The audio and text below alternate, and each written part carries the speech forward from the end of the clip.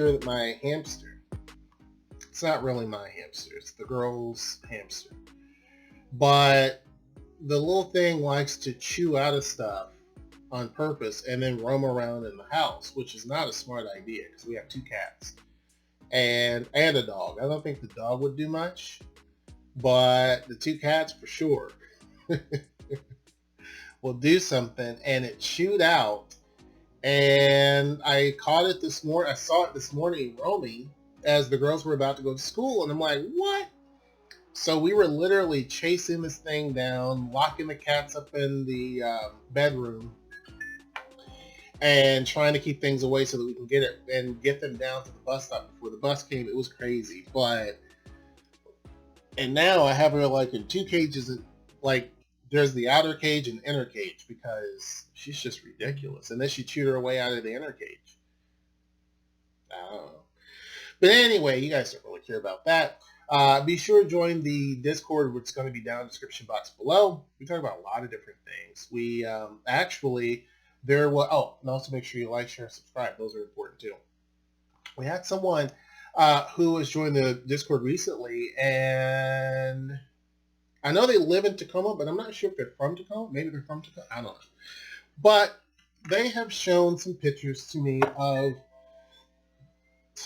things that have happened here in Tacoma in terms of crime. And I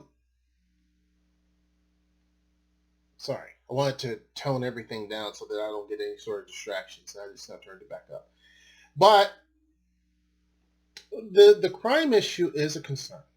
Now, is crime here so bad that I'm terrified? No. But there are areas in the city, there are hot spots, and I've said this before, and we really need to have some sort of leadership, whether it's the police department, the city, I don't know, that focuses strictly on downtown alone. Now, that's not to exclude the rest of the city. There's crime throughout the whole city that happens. You have your common, average, everyday stupidity, stupid stuff, of course. But one of the things that downtown Albuquerque did, and this is something that, when you think about politicians or city governments, it's almost like there needs to be some sort of collaboration between cities more than what we currently do. Because it's just competition. The cities are kind of like businesses in a way. They don't want to get information from other cities, and they don't want to tell other cities how to be successful. And it really does not help those cities out when they do that. It really hurts them. But I had someone else who was talking about, what would I do if I was in control of the city in terms of crime. I don't have all the answers, folks. I don't know. But one thing I would do is what they've done in Albuquerque. Albuquerque had, and still does, have a pretty high crime situation there. Pretty high. Much higher than what you see here in Tacoma by far. By far. But what they did do was implement a police bike program. And so you have a team of 2 officers. I mean, there's more than just 2, but they pair up in groups of 2, similar to when you see a cop car and usually there's 2 people. Although here there's always 1 cop per car, which I don't get. I've never seen 2 really. It's always 1 cop, but Sarate. But they would actually have it where when cops are patrolling around downtown on bikes, they're always coupled together. You may see 4 or 5 rolling by at one time. You may see 2 at a time, but there's never just one on a bicycle by themselves someplace typically. And it was designed for the police to be able to catch people quickly. Now, Seattle has bike cops as well, bicycle cops. And, they patrol and do stuff. And it's easier on a bike, right? Because one, unlike a police car, you can't just navigate and go wherever you really want to go. You have to be completely on the street. When you're walking, running, or what have you, you have a lot more other areas that you can duck into. And on a bike, it makes you a lot faster than most people running, right? And you're still able to get into those narrow, quick areas. And the other thing is it's super quiet.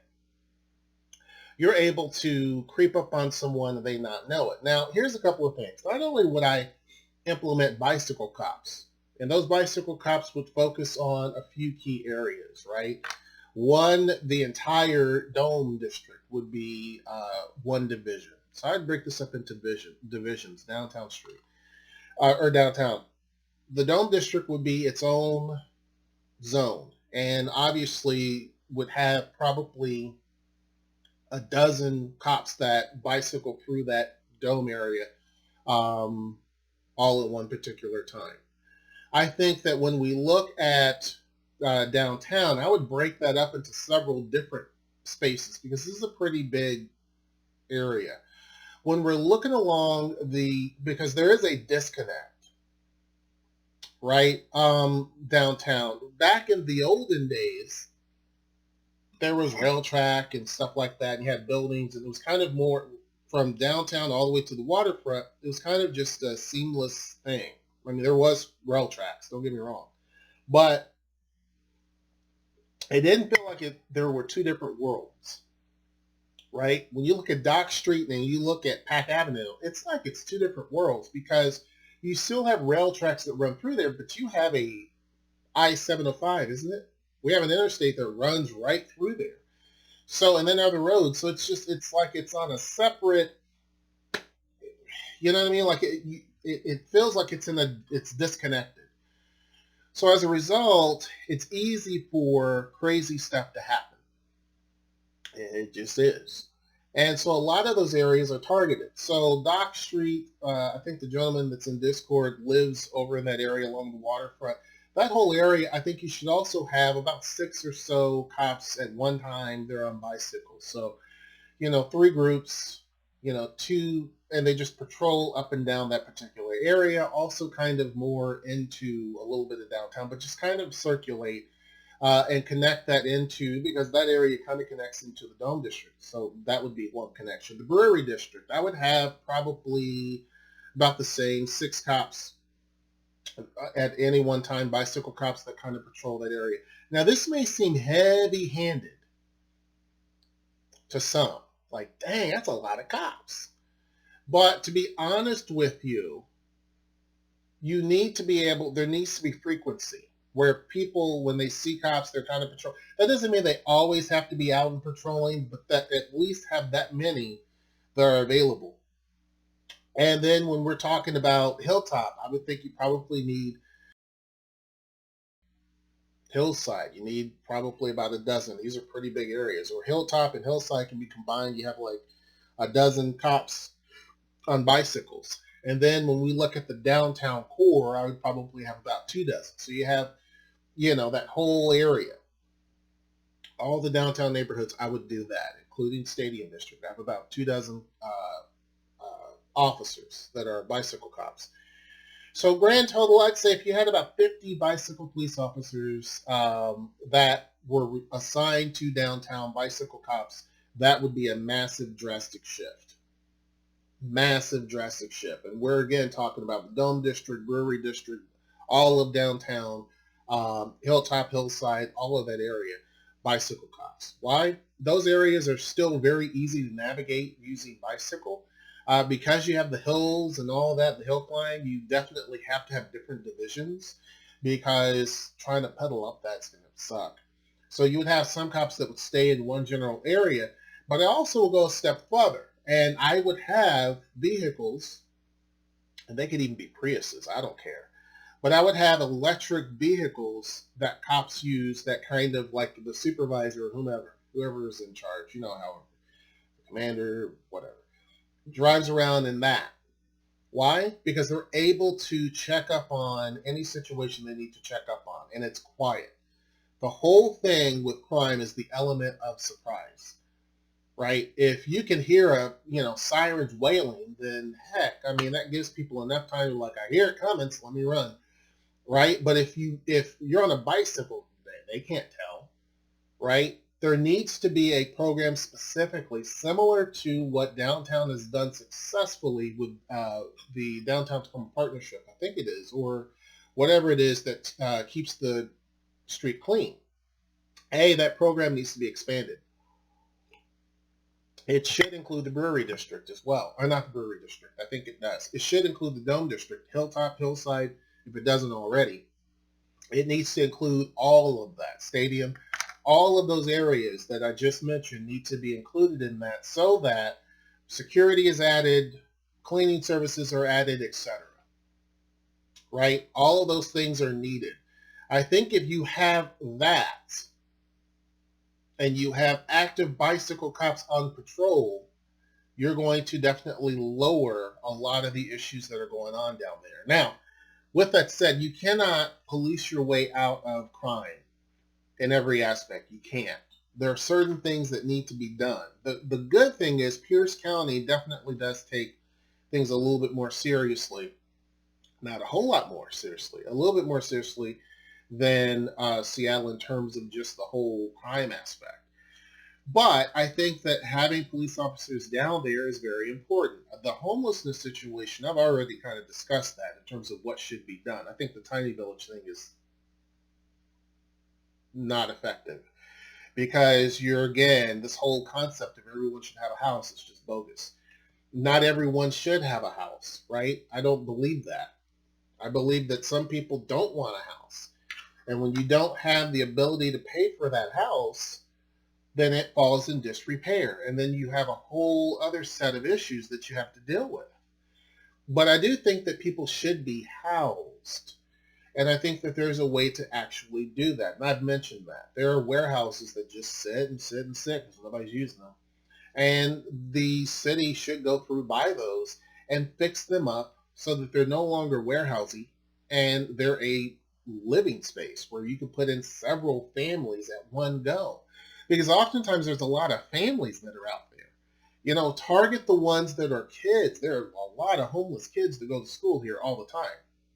Target families to be in those first. Get them out of the situation. Now, with that said, there are a lot of services out there. We can't just... So here's the problem and some of the frustration that I get, because I think sometimes people feel like the city does nothing and that the police do nothing, and it's just kind of this sick little game or whatever. And you have some people who think that we've defunded the police. It's so funny because, again, it's a way of injecting politics into something, and to me, I think that's just unfortunate, right? And I'm trying to turn over a new leaf in 2022. We'll see what happens. I'm trying to be the old me, where, kind of like, yeah, whatever. But it's not. It shouldn't be. It shouldn't be. Because at the end of the day, when you're on your deathbed, you're not screaming, I'm a Republican as your last word, or I'm a Democrat as your last word. Your first word as a baby is not that you're a Republican or a conservative or that you're a Democrat and liberal.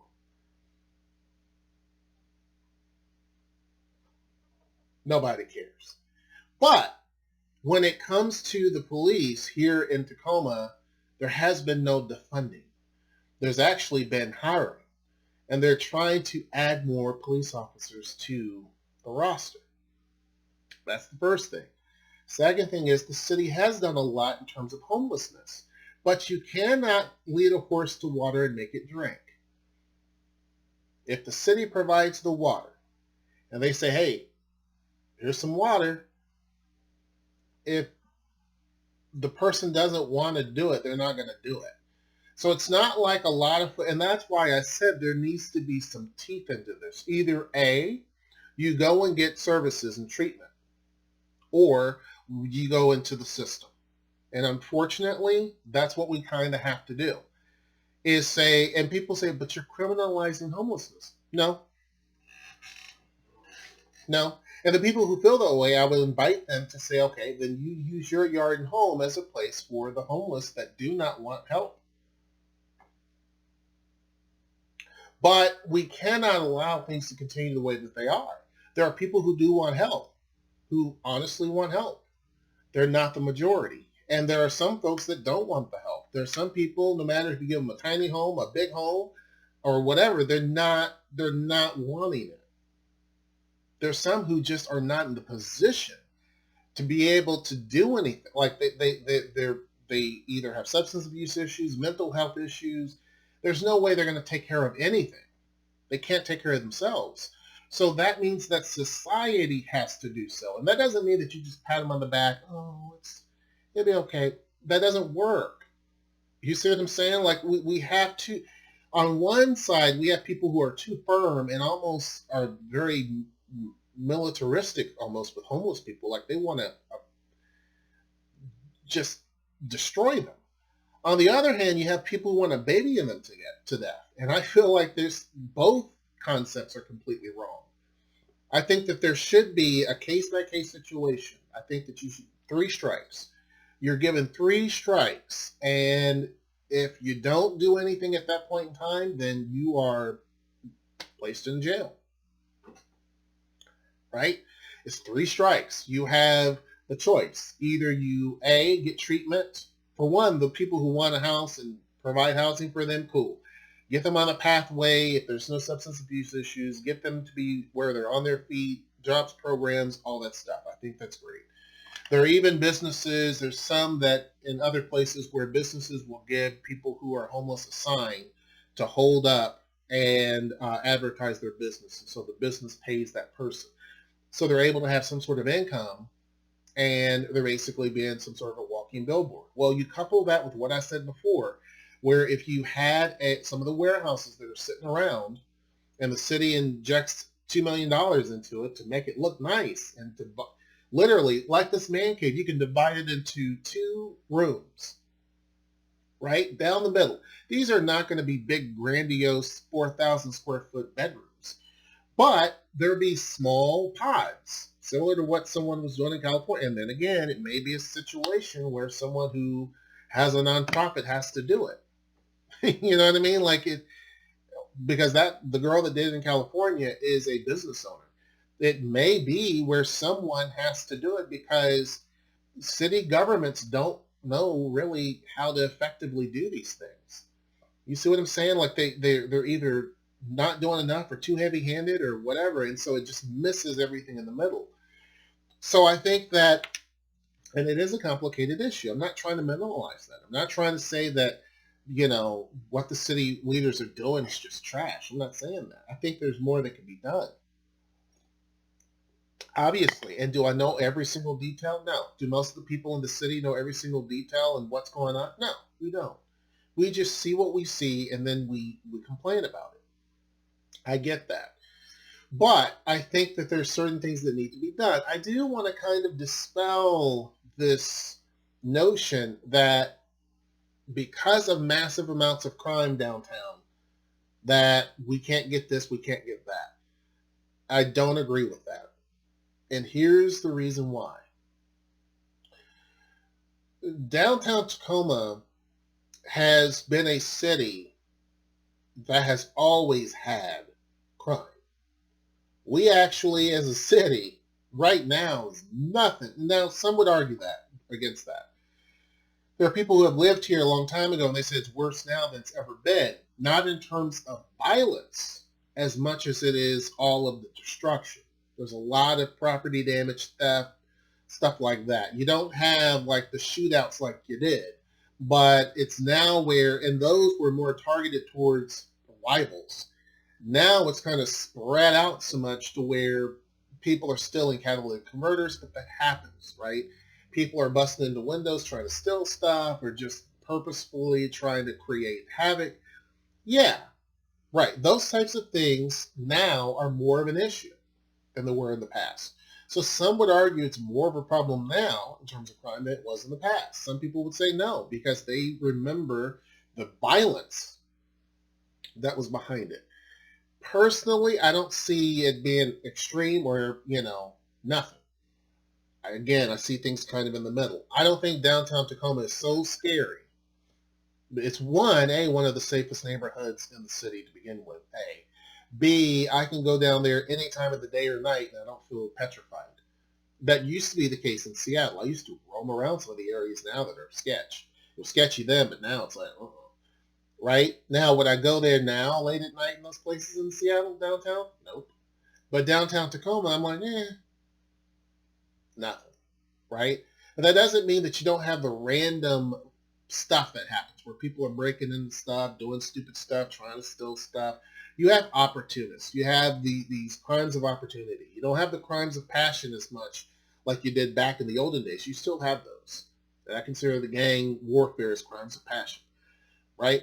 Where they're passionate about their whatever, and then they're against the other group. You do have it. You do have some of that, but it's not nearly what it used to be. You now have this crime of opportunity, like, oh, there's a package, I'm going to take it. Or, oh, that car right there is perfect for me to actually steal and do such and such with. You do have a lot of that. That is kind of the situation. But what we don't have, thankfully, knock on wood, I hope we don't, is where you have a lot of the people that break into stuff and steal everything out of the store like what you have in Seattle. You don't have that in mass down here like that. You just don't. And I don't want people to have this notion that, oh my gosh, it's such a scary place, because it isn't. I mean, cities I've been to that would eat Tacoma's lunch when it comes to crime, and they get tons of investment. You know what I mean? Like, there's people's opinions, and then there's reality, right? People look at Seattle and they think, well, look at all of what's happened, and so that's why people are leaving. That's why businesses are leaving. Part of that is true, but it's also a combination of things. When you look at Seattle, the biggest issue there has been the city leadership. You had a very inept mayor at the time, Jenny Durkin. She was not, in my opinion, I said it from day one, not the greatest mayor ever. And so that was the biggest problem. You had a great police chief, Carmen Best, who literally, her hands were tied, her own hands were cuffed in terms of what she wanted to do. So you have those issues. So really, who you elect is so important. When we're talking about local stuff, it is so important. Then you have people who are on the city council or whatever it is that have their own world view that they're trying to shove into a city. That maybe on a smaller concept or a smaller scale it might work, or on a larger scale it might work, but Seattle is not the place to test it. And unfortunately, there are other people who are very smart people who think that this worldview should work, and it doesn't work. So you complicate the issue. Again, businesses vote with their feet. I think that people think there's this unlimited. We're in this generation where there's some people a little bit older than me, people who are younger than me, and in my age group that seem to think that there's this unlimited stream of money. That, no matter what, we're going to have money. And then we're too big to fail. Seattle can fail. If Detroit can fail, which was way bigger than Seattle, way more robust, if that city can fail, and New York City back in the day, forget Detroit, New York City back in the day was almost at its knees.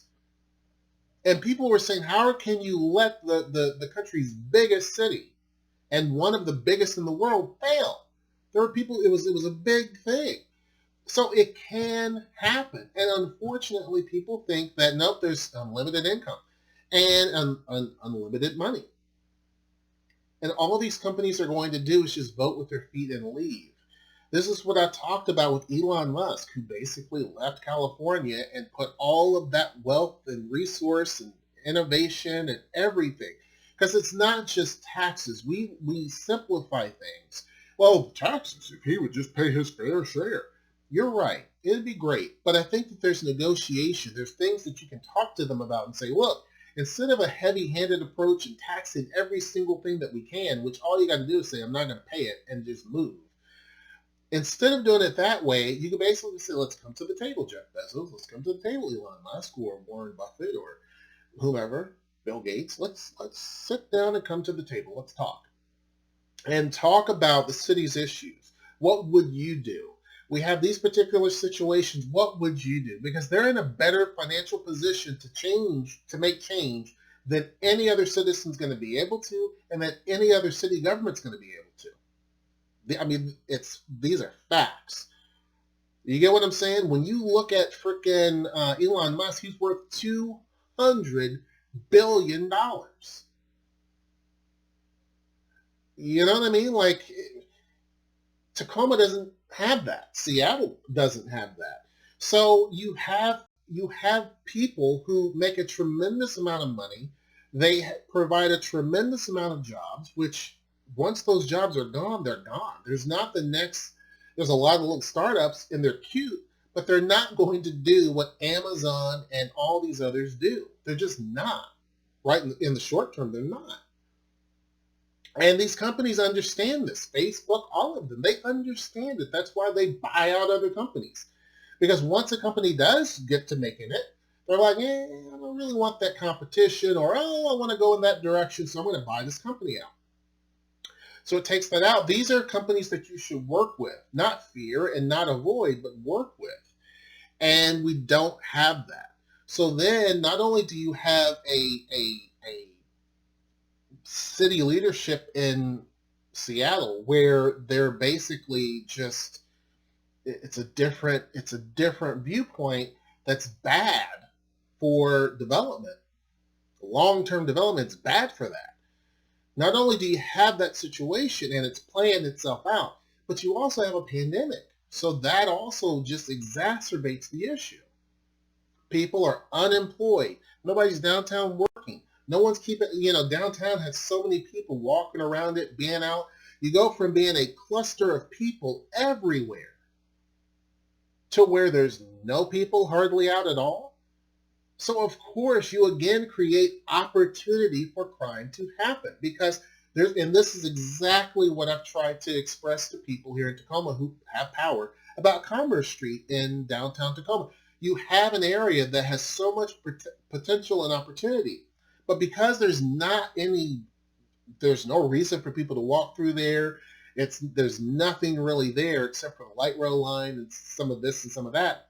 You create an area that can easily flip to being a problem because it's kind of desolate, it's dark, there's all these things, but you don't have people who really think beyond that. You have people who make,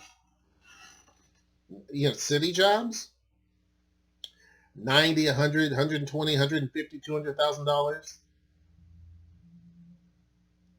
And so if all I have to do is do what's required of me, not above what I need to do, where that would really make an impact, but I'm just doing the bare minimum, I'm still going to bring home my paycheck. Why go through the stress of trying to solve a problem whenever I'm still going to get paid just to maintain? And that's the issue. That's the problem. That is the big core of the issue. When people say, can people, like again, the restaurants coming in, can we afford? Yeah. Look at the amount of incomes that people make here. You look at county government, city government, that right there is a pretty decent chunk. If you look at faculty at UW, that's pretty decent money. There's a lot, and then you look at all the business owners and stuff like that, of course. There's tons of money here, right? But the issue for downtown Tacoma specifically, and in Tacoma itself, is that there's not this controlled effort to keep crime in check. There are certain streets that people talk about that are notorious in Tacoma, and it's even got its own hashtag, right? So it's things like this that if you know that there's a problem, find a way to solve it. When we look at the housing affordability issue, it shouldn't be up to developers to strictly say, you know what, if you want this abatement, you got to sit here and provide affordable housing, and there's no affordable housing. And there was a homeless guy that was doing an interview in Seattle saying, well, nothing's really affordable in Seattle. What is affordable? If you don't have a job, what's affordable to you? If you have substance abuse issues, what's affordable to you? Right? What's considered to be affordable? So this is kind of where we are. You can't build your way out of the homelessness issue. It doesn't work that way. You can't police your way. Some people think just lock them up. You can't do that. The whole war on drugs didn't work, right? It didn't work. It basically locked up a lot of people, and it burdened the taxpayer, and still is.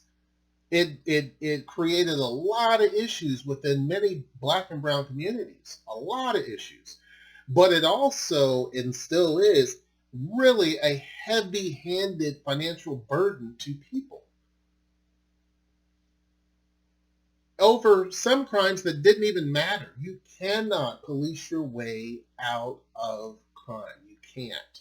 You can't police your way out of homelessness. It doesn't work. Look at the past several generations. It does not work. It doesn't work. There has to be other programs in place.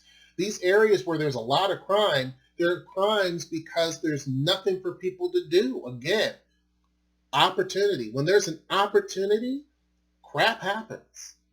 It just does. Humans by design are primitive. We all have a primitive mindset. And whenever there's nothing to do except for twiddle your thumbs, or, basically, you'll find kids with a trash can throwing the trash out on the ground. Why? Something to do. Now, it's kind of harmless if you look at it, but then in the long-term effects, that trash blows around all over the place. Rats eat the trash, and now you have a rat issue because they're like, ooh, food sorts. So you have all these rats coming to eat the food. Trash is blowing around all over the place. So one simple thing that a couple of kids did now has an area that's affected by it. And when you multiply that several times, you get a good understanding as to why there's layers to the issue. These kids didn't necessarily commit a crime, I guess, unless you consider littering, but it gives the impression that nobody cares. So to the other kid that's walking home, they're like, God, there's rats running across the streets. And that's what they see. And then there's trash everywhere, even though it is maybe one source that caused that out of fun. And then they're like, I don't care. So then that kid's like, I'm bored. They go and they get a spray can.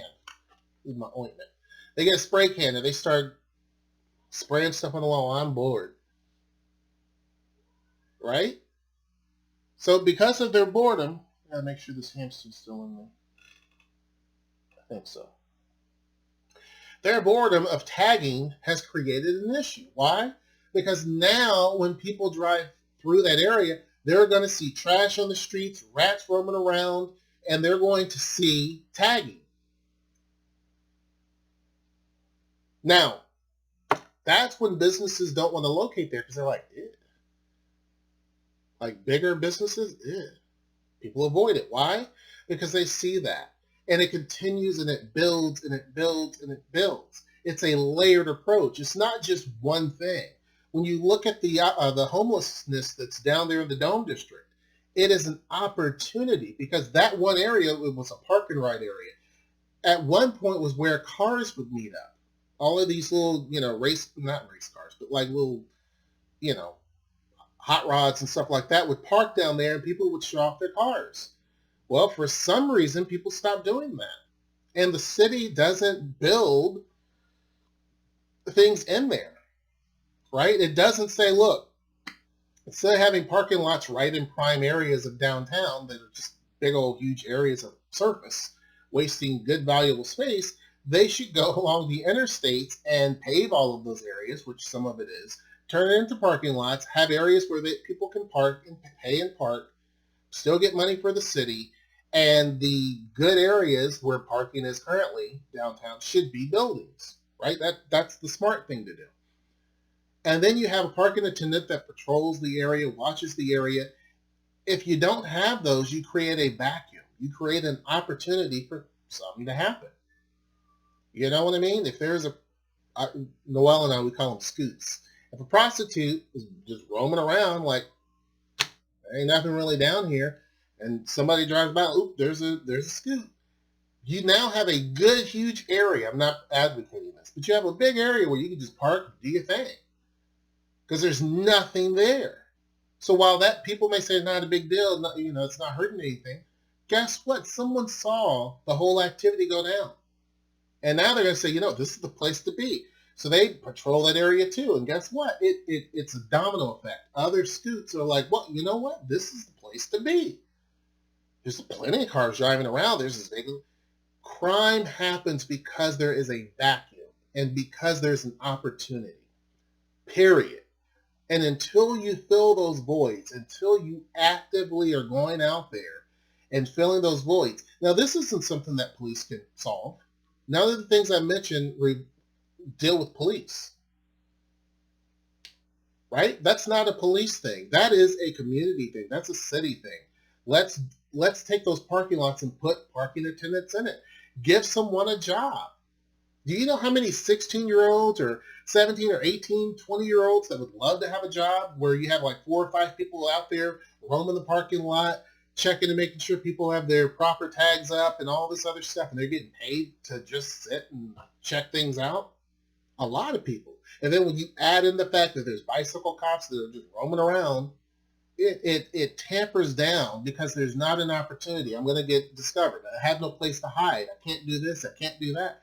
It's just the natural thing. Human beings are animals, right? At the end of the day. And any sort of living being is going to find an opportunity. If you have a house full of food all over the place and you have a hole in your foundation, guess what? Eventually rats will come in. Why? You have a hole. There's an opportunity. If you fill in that hole, the opportunity is taken away. Doesn't mean that you still can't have a rat tunnel underneath and come in, but it's a lot harder. They're more apt to get caught by something flying around, so it's going to be a deterrent. Whereas you just have a hole, you have food just everywhere. You have to do several different things to combat it. It's not a one type of thing deal. It's not you just call the exterminator and say, take care of it. It is you call the exterminator, which is the police in this case, but you also deal with the hole. You patch the hole up. You then go inside and clean up all that food. Don't have it everywhere. It's no different with people. I'm not saying people are rats, but I'm just saying it's no different with people. And it doesn't matter if they're homeless or not. A lot of the crime is not necessarily homeless people. It's people who have a house who are just out here doing stuff. So, and it's not just Tacoma. I can go to plenty of places, small towns, big cities, conservative areas, liberal areas that I know of where there's a crime issue. You have a pandemic where people are bottled up. They're in the same house with each other. They get annoyed. They get frustrated. They finally get to hang out again. There's a void. There's nothing to do. Right? Do I think the crime situation will go down once things kind of stabilize and get back to normal? Yeah, I do. But that still doesn't mean that the city can just sit back and say, well, we'll just wait it out. No, there's things that need to be done. I don't have all the solutions. I can't sit here and tell you that I'm going to be able to solve all problems because it's a much more complicated thing than that. But I do think there's many things that the city can do that can fix things. Now, I've had people say, run for mayor, run for mayor. I don't think you want me to be mayor. For one, the mayor of Tacoma doesn't have as much power as you think, like the mayor in Seattle does. The mayor in Seattle is truly the mayor. Like they control a lot of things. Here, there's a city manager that controls a lot of things, and then you have the mayor that's in control of some things and is kind of more of a figurehead. But they do have some decent power. But me, if I'm going to be mayor, I got to be mayor, like Seattle mayor. I got to be mayor, where I have a lot more control over things. But that type of thing doesn't really appeal to me. Again, I don't think you want me to be your mayor. I think some people would. Some people would. I think some people won't like my opinion. I've said this before, that I think that if I was mayor, I think that places like Amazon and Facebook and all those people would love me. No question about that. I think that the average everyday person would love me also. Because I think that there's a happy medium. There's not this heavy-handed fist where you're like, this is where it has to be. I think there's a medium. But I don't know. Maybe I'm oversimplifying it. What do you think? Be sure to join the Discord. It's going to be down in the description box below. Make sure that you like, share, subscribe, and comment. Did anything I say make sense? I don't know. Tell me. And until next time, I will see you.